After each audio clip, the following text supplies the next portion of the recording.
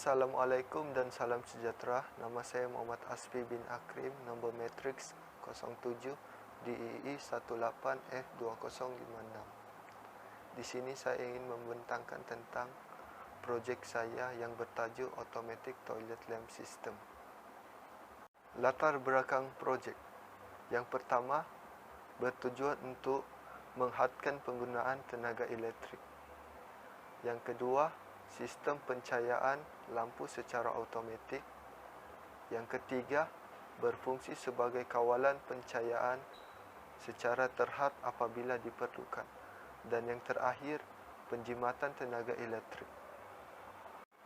Untuk penyataan masalah, antara penyataan masalah yang telah dikenal pasti.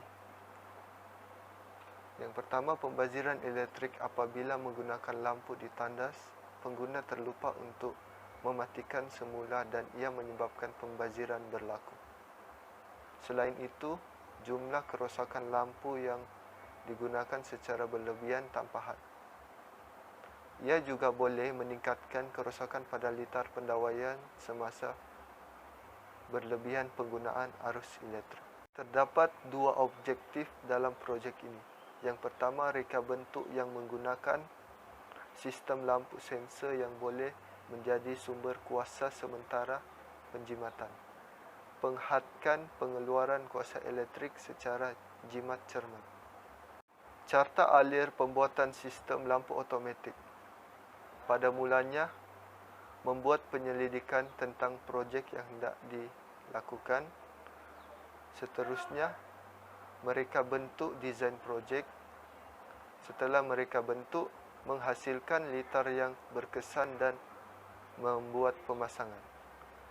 Setelah membuat pemasangan, uji kaji keberkesanan litar bersama. Setelah itu, cadangan dan tamat. Penyediaan bahan dan alat. Yang pertama, relay. Kedua, IR sensor. Ketiga, Arduino Uno. Keempat, wire. Kelima, breadboard. Keenam, LED. Ketujuh, hammer. Kelapan, handsaw.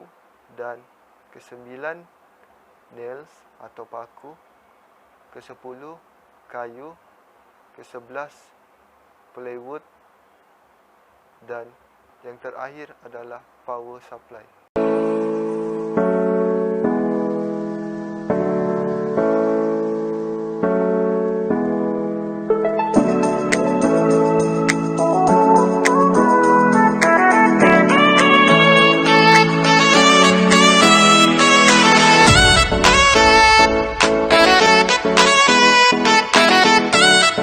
Di sini kita melihat proses pembuatan projek.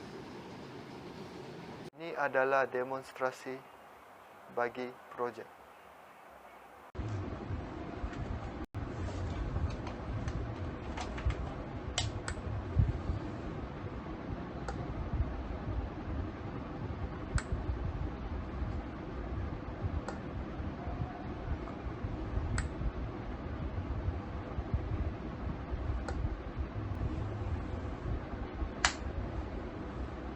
Berikut adalah beberapa perkara yang boleh disimpulkan daripada dapatan kajian. Yang pertama adalah analisis keputusan. Terbahagi kepada dua. Yang pertama, krisis tenaga yang semakin meningkat merupakan isu yang semakin meningkat untuk penyelidik mencari jalan untuk meneruskan meningkatkan kecekapan. Dan yang kedua, salah satu cara untuk meningkatkan kecekapan elektrik adalah dengan menggunakan lampu automatik. Ini cahaya berfungsi menggunakan sensor gerakan, iaitu kita kenali sebagai IR sensor. Yang kedua adalah integrasi komponen. Juga terbagi kepada dua. Keperluan untuk penyepaduan penuh. Yang pertama,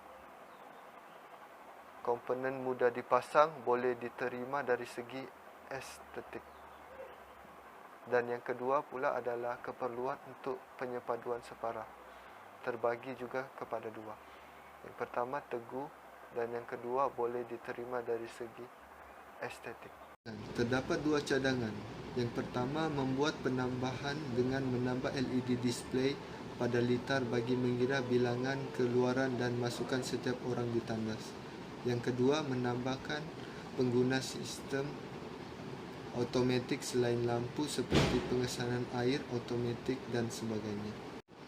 Kesimpulan bagi projek ini, yang pertama, penghasilan produk berjaya mencapai objektif yang ditetapkan, iaitu pengguna sistem automatik pada lampu dengan menggunakan sensor pengesan. Yang kedua, mencapai standard yang dimaukan bagi kemudahan pengguna lampu di tandas. Dan yang terakhir, menjimatkan kos dan penjimatan tenaga elektrik.